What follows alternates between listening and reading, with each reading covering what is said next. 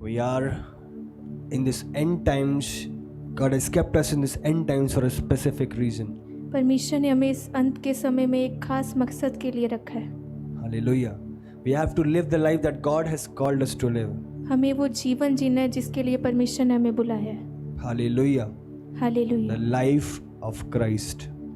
मसीह का जीवन, The purpose ordained by God. वो उद्देश्य जिसके लिए परमेश्वर ने हमें रखा है। Hallelujah. Hallelujah. The plans that God has are greater. जो परमेश्वर की योजना है वो भली है। Amen. So today we'll be talking about what life God has kept for us to live. आज हम जानेंगे कि परमेश्वर ने किस तरह का जीवन हमारे लिए रखा And है how do we start living that victorious life? और हम कैसे जीवन जी सकते हैं। Amen. Ephesians chapter 2 verse 10. 2 अध्याय उसका 10 वचन। क्योंकि हम उसके बनाए हुए हैं और मसीह यीशु में उन भले कामों के लिए सिरजे गए जिन्हें परमेश्वर ने पहले से हमारे करने के लिए तैयार किया। So over here we study about the purpose of our lives. हम यहाँ जानते हैं कि हम अपने जीवन के उद्देश्य के बारे में, We are his workmanship. हम उसके कामों के लिए सिरजे गए हैं, We are his workmanship. We are created by him. हम उसके द्वारा बनाए गए हैं। Hallelujah. You see, there is this diary with me. अब देखें कि मेरे पास एक डायरी है, So you see, there is a maker of this diary. इसका बनाने वाला है कोई। Hallelujah. Who's Hallelujah. done on the factories through the machines and everything. There is somebody who has made it anyhow. ये factories में मशीनों के द्वारा बनाई गई है But there is a maker of it. लेकिन इसका एक बनाने वाला है। Similarly, God is our maker. उसी तरह परमेश्वर हमारा बनाने He has वाला है। made us. उसने हमें बनाया है। But for what has He made us? किस कारण हमें बनाया गया? This diary has a specific reason that we write on it. ये इस डायरी का एक रीज़न है कि हम इसमें लिखते हैं। Hallelujah. Specifically, it has a reason that is there in it. एक कारण है, एक पर्पस है इसका लिखने का। I have my phone with me. मेरे पास एक अपना फ़ोन है। So it was made for a specific reason. ये एक खास उद्देश्य के लिए है। To call, to message. So there is a specific reason that it was made.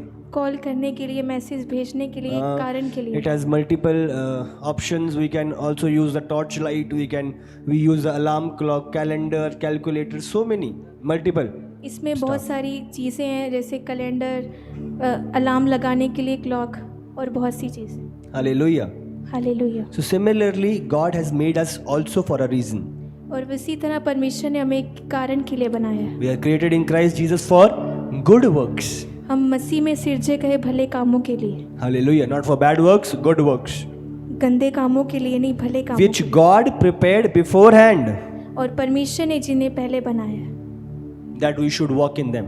और हमें उसमें चलना है। When were the plans made? When were the plans made? कब वो उद्देश्य बनाए गए? Before you were born. और हम हमारे इस दुनिया में आने से पहले। Hallelujah. Hallelujah. So the plans are elder to you.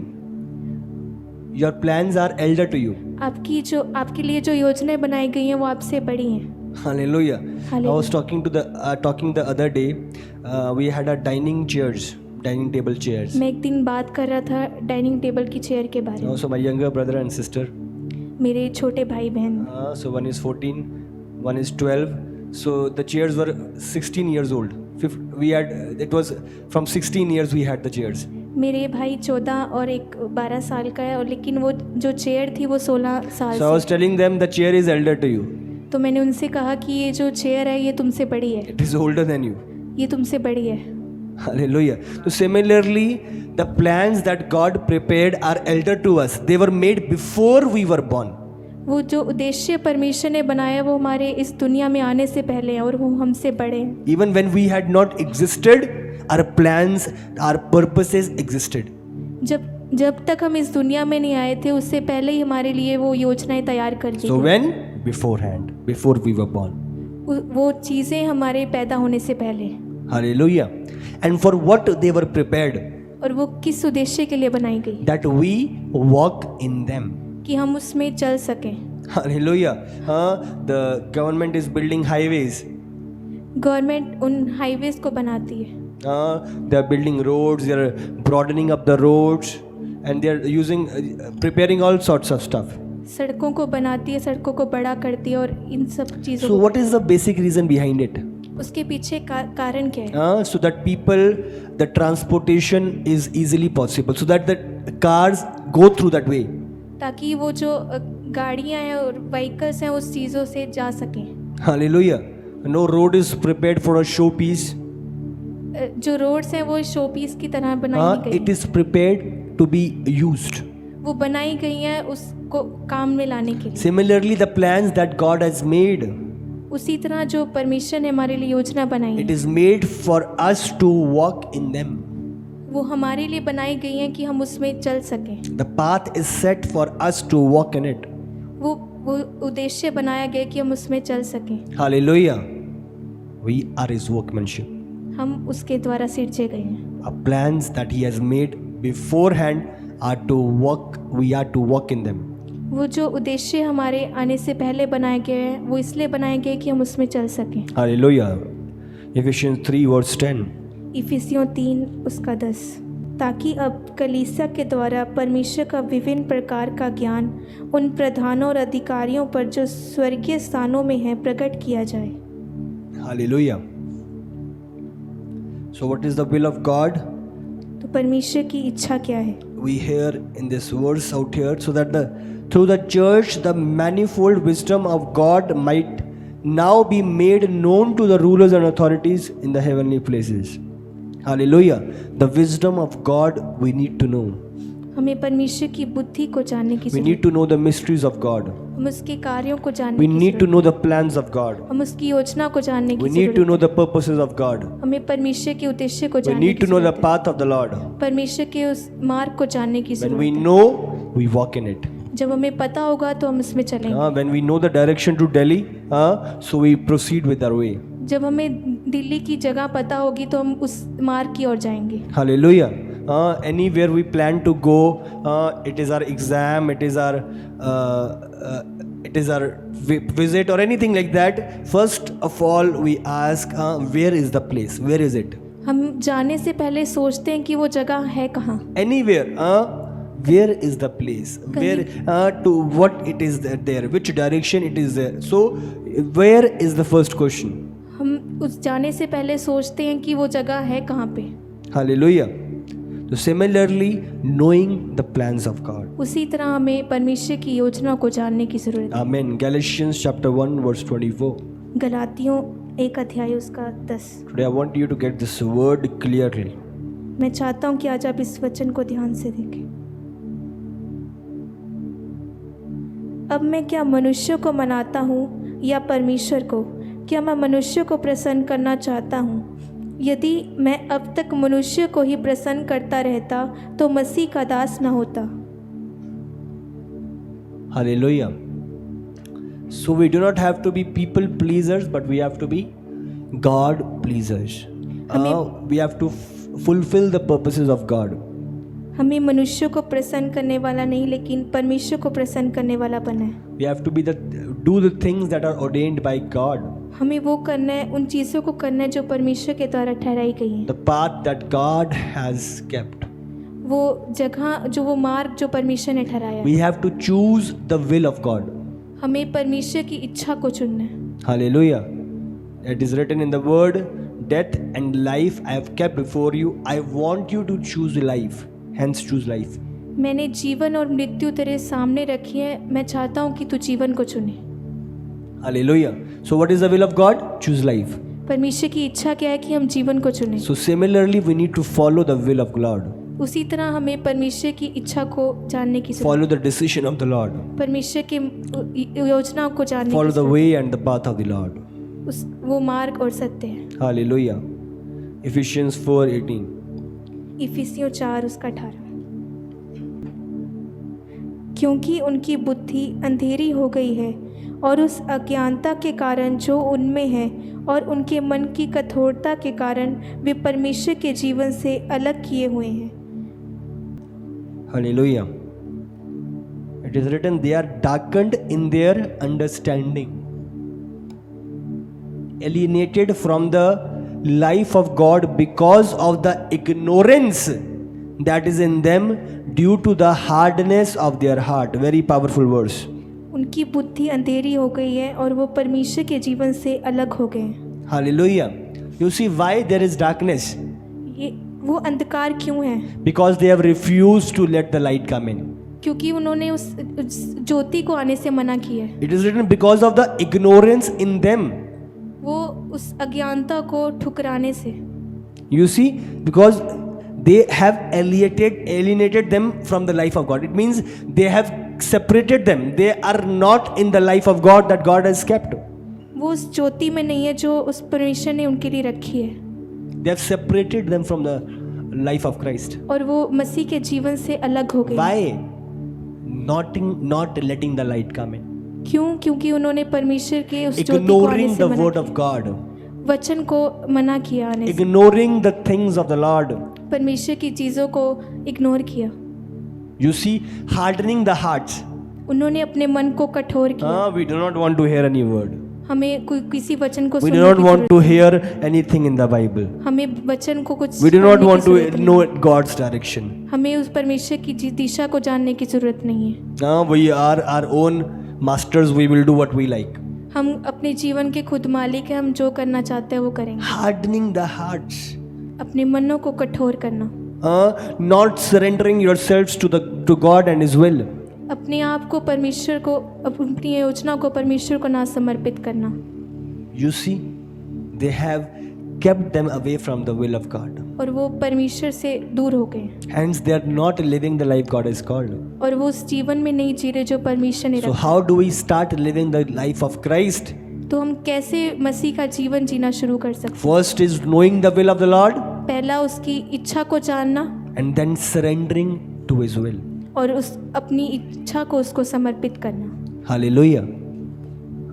Not hardening your hearts, but letting the word, letting God's people, letting God's called out speak to you, call unto you, correct you, direct you.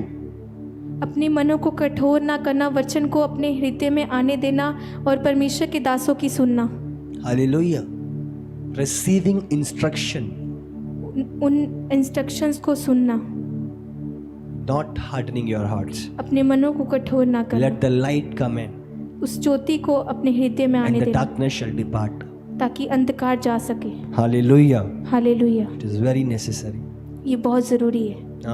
If you want to live the life of Christ, अगर आप मसीह का जीवन जीना you चाहते हैं can't live in ignorance. तो आप उस नकारने में नहीं जी Your hearts can't be hardened. सकते। आपके मन कठोर ना हो। You put your mind on the things of God. आप अपना ध्यान उन स्वर्गीय चीज़ों You're पर रखें। hungry and thirsty for the instructions of God. अब भूखे और प्यासे हो परमेश्वर की उन चीज़ों को लेने के लिए। Hallelujah. Psalms 82 verse 5 to 7. भजन संहिता 82 5 उसका 7। वे ना तो कुछ समझते और ना कुछ जानते हैं, परंतु अंधेरे में चलते फिरते रहते हैं। पृथ्वी की पूरी नींव हिल जाती है। मैंने कहा था तुम ईश्वर हो और सब के सब परम प्रधान के पुत्र हो, तो भी तुम मनुष्य के समान मरोगे और किसी प्रधान के समान गिर जाओगे। You see, they have neither knowledge nor understanding. They walk about in darkness. वो ना कुछ समझते ना कुछ जानते हैं और अंधेरे में चलते फिरते You हैं। see, you walk in darkness when you have neither knowledge nor understanding of the will of God.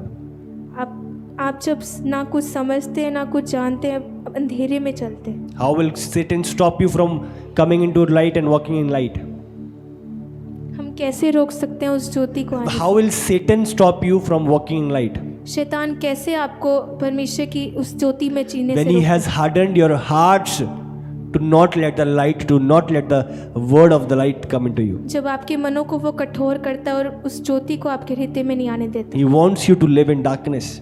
वो चाहता है कि आप अंधेरे में He चलें। does not want you to live the life of Christ. वो नहीं चाहता कि आप मसीह का जीवन जिएं। He has hardened the hearts. वो मनों को कठोर करता है। You see, all the foundations of the earth are shaken. पूरी पृथ्वी की नींव हिल जाती है।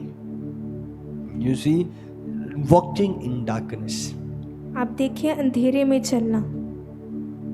Walking in darkness is the people who have hardened their hearts.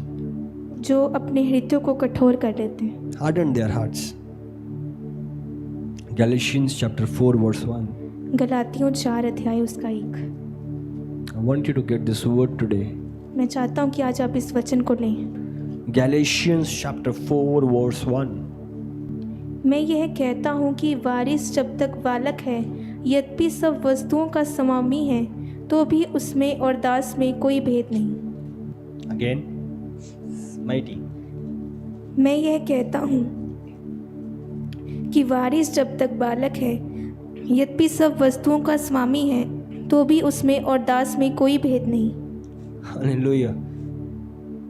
I mean that the heir, as long as he is a child, is no different from a slave, though he is the owner of everything. मैं ये कहता हूँ कि वारिस जब तक बालक है, यद्यपि सब You see, God's plans are greater. आप देखिए परमेश्वर की योजनाएं बड़ी हैं। If you do not grow up in Christ, mature up in Christ, you cannot live the life of Christ. अगर आप मसीह में बढ़ेंगे नहीं तो आप उस चीज़ों को नहीं जान We पाएंगे। come as a baby in Christ. हमें बालकों के समान परमेश्वर के समान, But after the milk, after the food, it is our responsibility to grow in Christ. उस दूध को लेने के बाद ही हमारी जिम्मेदारी है कि हम मसीह में बढ़ें। Hallelujah. When you are not growing in Christ, जब आप मसीह में नहीं बढ़ when रहे, you are not maturing up in Christ, आप मसीह में नहीं बढ़ रहे, you are a child.